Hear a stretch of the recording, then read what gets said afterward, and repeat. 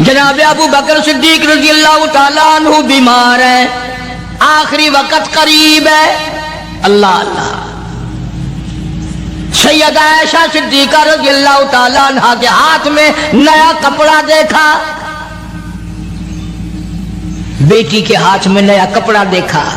صدیق اکبر رضی اللہ تعالیٰ عنہ نے فرمایا بیٹی یہ کپڑا کیسا ہے؟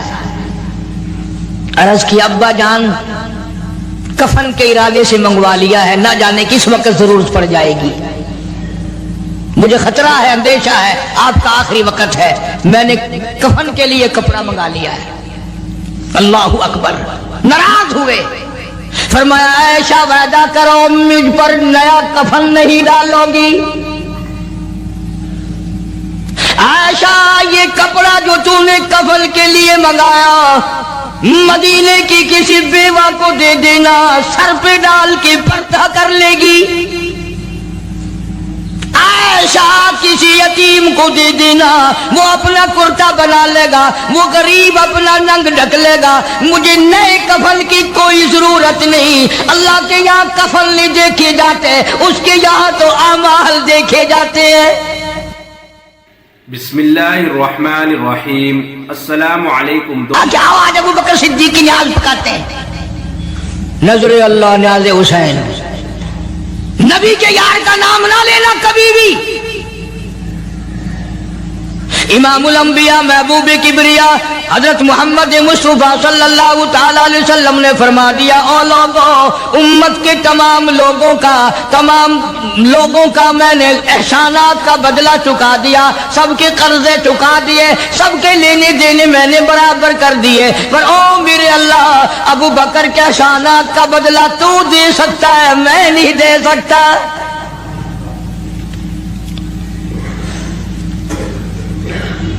سارا گھرانہ بڑا عجیب ہے، گھر کا گھر بڑا عجیب ہے۔ ہجرت فرما کر تشریف لے گئے نبی کریم سب کا جو صلی اللہ علیہ وسلم کی ذات اقدس کے ساتھ تشریف لے گئے۔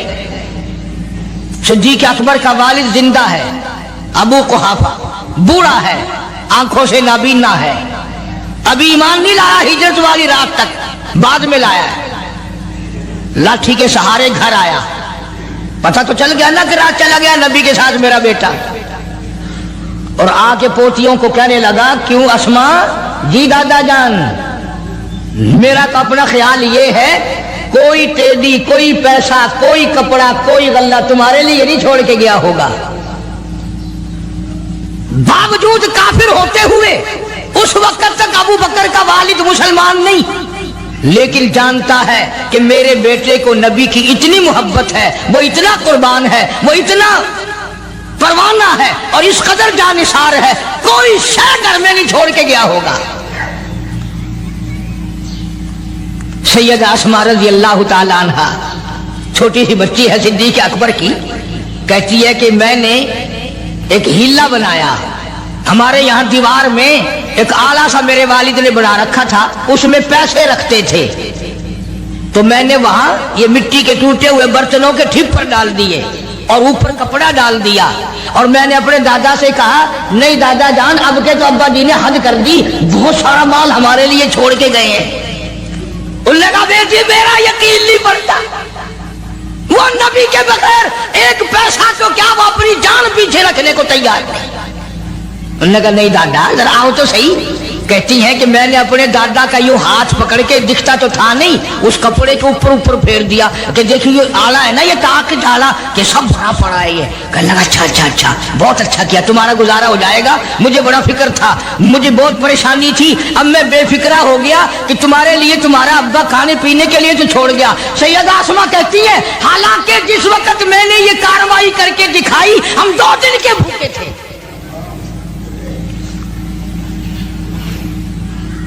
ہزاروں روپیہ جتنا بھی مال تھا گھر میں، جب نبی کے ساتھ گئے سارا پلے باندھ کے لے گئے، نہ جانے کہاں کام آئے گا۔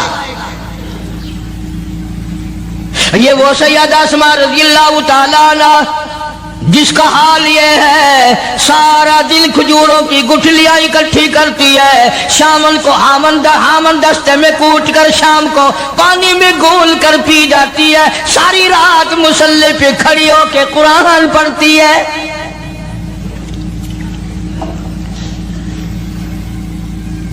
عجیب قسم کا گھرانہ ہے صدیق اکبر رضی اللہ تعالیٰ عنہ کا۔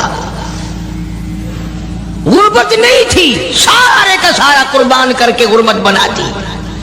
نہیں دیکھا آل کو، نہیں دیکھا مال کو، نہیں دیکھا اپنی جان کو، سب کچھ قربان کر دیا۔ امام الانبیاء محبوب کبریا حضرت محمد مصطفیٰ صلی اللہ تعالی علیہ وسلم نے اس قدر رفاقت جوڑی، اس قدر یاری بنائی کہ کبھی بھی الگ نہیں ہوئے۔ آج تم قرآن پڑھتے ہو، قاری حنیف قرآن پڑھتا ہے، کیا اثر ہوگا کسی پہ؟ جناب ابو بکر صدیق رضی اللہ تعالیٰ عنہ مکہ مکرمہ میں نماز کی نیت باندھ کر قرآن کریم کی تلاوت کرتے ہیں۔ علماء نے لکھا ہے کہ پہاڑ بھی ہلنے لگ جاتے تھے، اور کافروں نے نبی پاک سب کہہ دو صلی اللہ علیہ وسلم سے شکایت کی کہ اپنے ابو بکر کو کہو یہ رات کو قرآن زور سے نہ پڑھے، ہمارے بیوی بچوں پہ اثر ہوتا ہے، ہمارے بچے مسلمان بننے کے لیے تیار ہو جاتے ہیں، ہماری عورتیں قرآن سن کر کفر چھوڑ کر مسلمان بننے کو تیار ہو جاتی ہیں، ابو بکر سے کہو یہ آہستہ قرآن پڑھا کرے۔ یعنی اس کی زبان میں اس قدر تاثیر تھی اور اس قدر اللہ تبارک و تعالیٰ نے خوف رکھا تھا، جو صدیق کی زبان سے قرآن سنتا تھا مسلمان بننے کے لیے تیار ہو جاتا تھا۔ آج ہم قرآن پڑھیں، حدیث پڑھیں، کچھ بھی پڑھیں، اثر نہیں ہوتا۔ کیسے ہو؟ ہمارے یہاں دلوں میں جگہ ہو جبھی تو بات بنے۔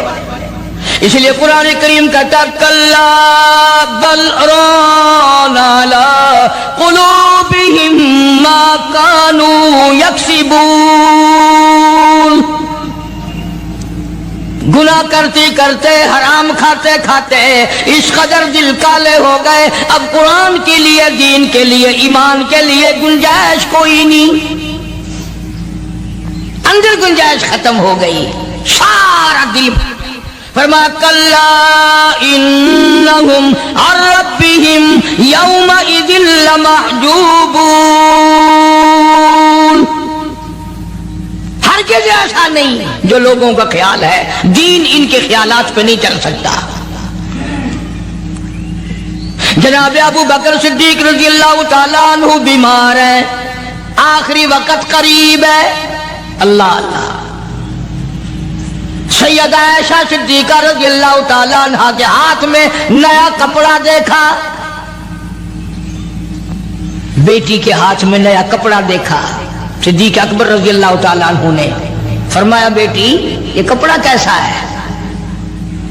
عرض کی ابا جان کفن کے ارادے سے منگوا لیا ہے، نہ جانے کس وقت ضرورت پڑ جائے گی، مجھے خطرہ ہے، اندیشہ ہے، آپ کا آخری وقت ہے، میں نے کفن کے لیے کپڑا منگا لیا ہے۔ اللہ اکبر۔ ناراض ہوئے، فرمایا عائشہ وعدہ کرو مجھ پر نیا کفن نہیں ڈالو گی۔ عائشہ یہ کپڑا جو تو نے کفن کے لیے منگایا مدینے کی کسی بیوہ کو دے دینا، سر پہ ڈال کے پردہ کر لے گی۔ عائشہ کسی یتیم کو دے دینا، وہ اپنا کرتا بنا لے گا، وہ غریب اپنا ننگ ڈھک لے گا، مجھے نئے کفن کی کوئی ضرورت نہیں۔ اللہ کے یہاں کفن نہیں دیکھے جاتے، اس کے یہاں تو اعمال دیکھے جاتے ہیں۔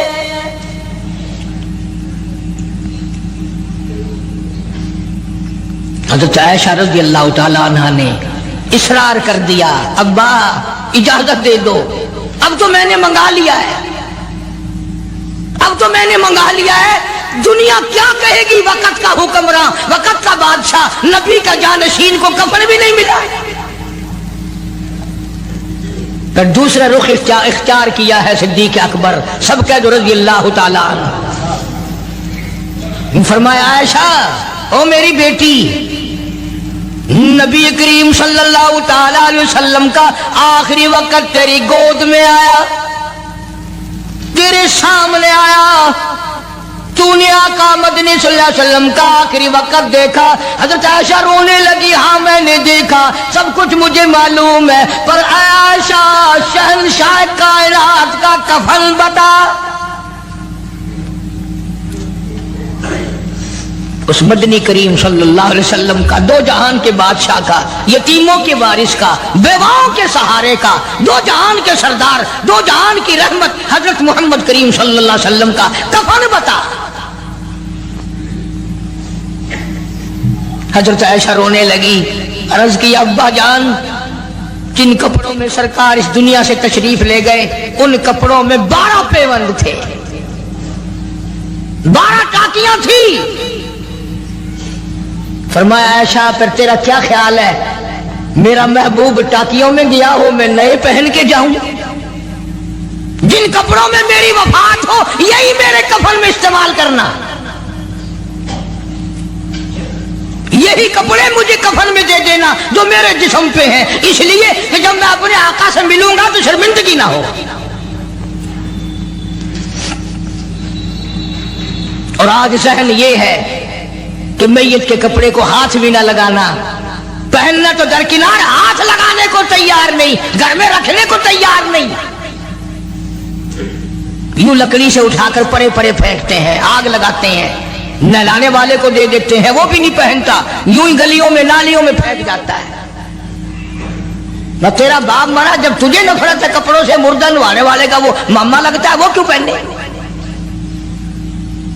عرض کرنے کا مقصد یہ کہ ان حضرات کی زندگی تو دیکھو، اور وفات شریف سے پہلے 2.5 برس جو وظیفہ لیا، جو تنخواہ لی سرکاری خزانے سے، خیبر کی زمین بیچ کر صدیق اکبر رضی اللہ تعالیٰ عنہ نے 2.5 برس کی تنخواہ کا حساب کر کے وہ ساری تنخواہ جو لی تھی بیت المال میں واپس داخل کر کے پھر دنیا سے رخصت ہوئے۔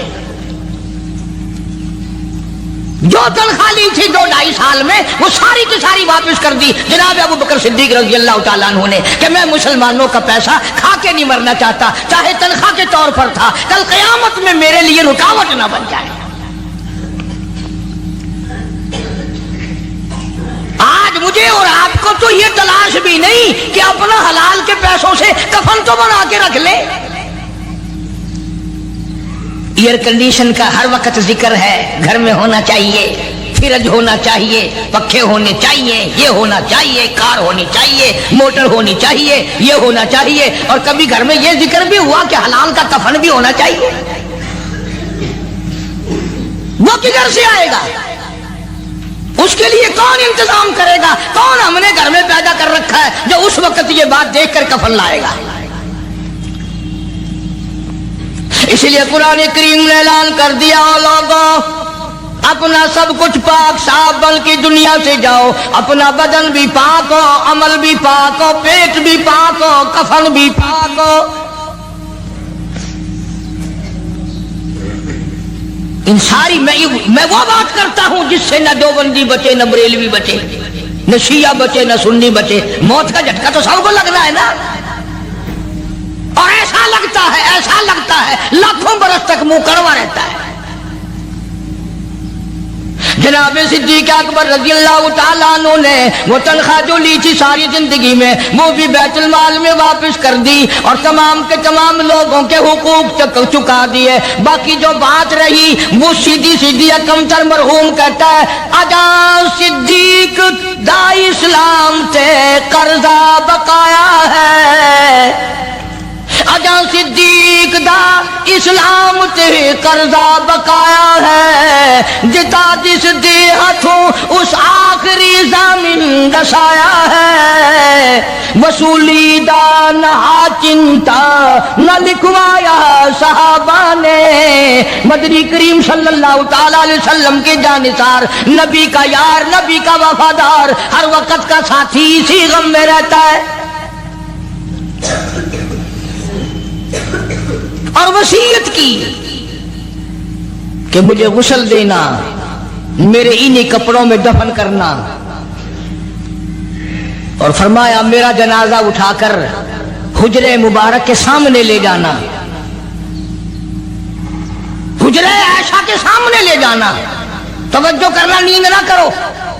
اور یوں فرمایا نبی پاک صلی اللہ علیہ وسلم کی جہاں قبر شریف ہے، حضور کا حجرہ ہے، روضہ ہے، دروازے پہ کھڑے ہو کر آواز لگانا، کالی کملی والے صدیق آ گیا ہے۔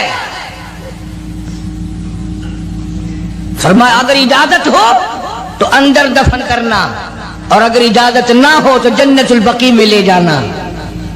علماء کہتے ہیں کہ جب میت کو جا کر کے روضہ اقدس صلی اللہ علیہ وسلم کے سامنے رکھا اور آواز لگائی تو دروازہ خود بخود کھل گیا، اور آواز آئی دیر نہ کرو، محبوب کو محبوب سے ملا دو۔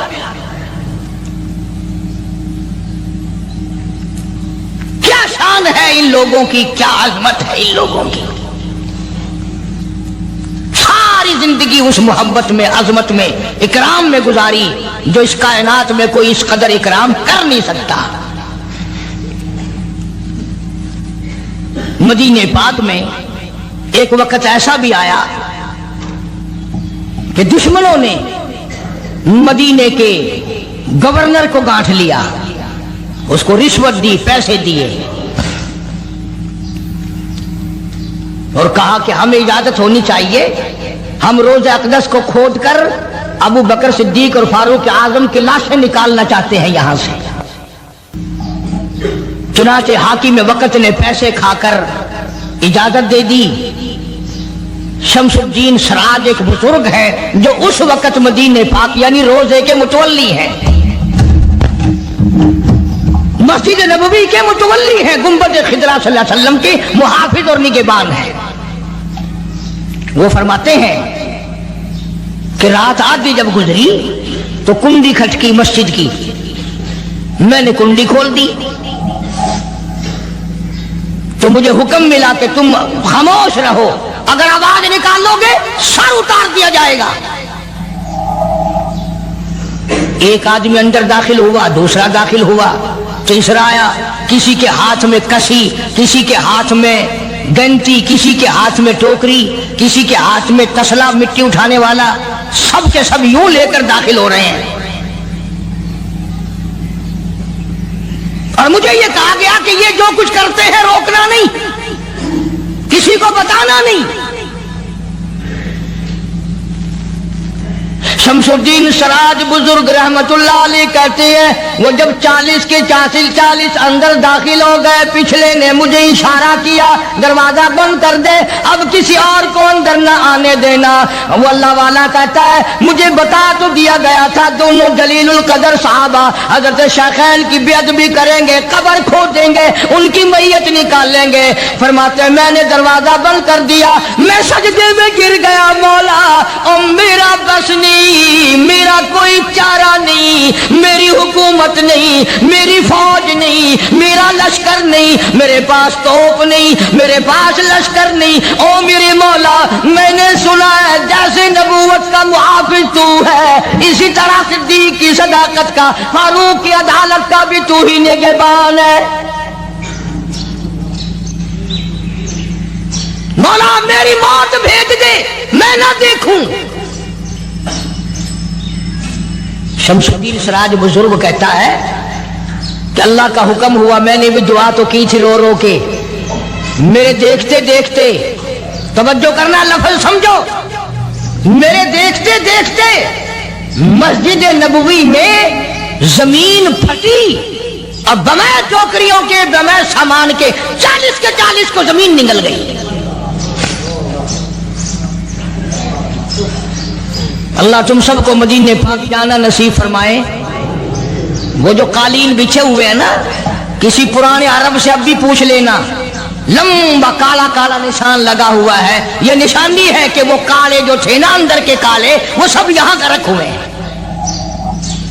یعنی خدا صدیق اکبر کا، فاروق اعظم کا، نبی کے یاروں کا اتنا بڑا محافظ ہے، جو بدنیت سے آئے تھے ان سب کو زمین نگل گئی۔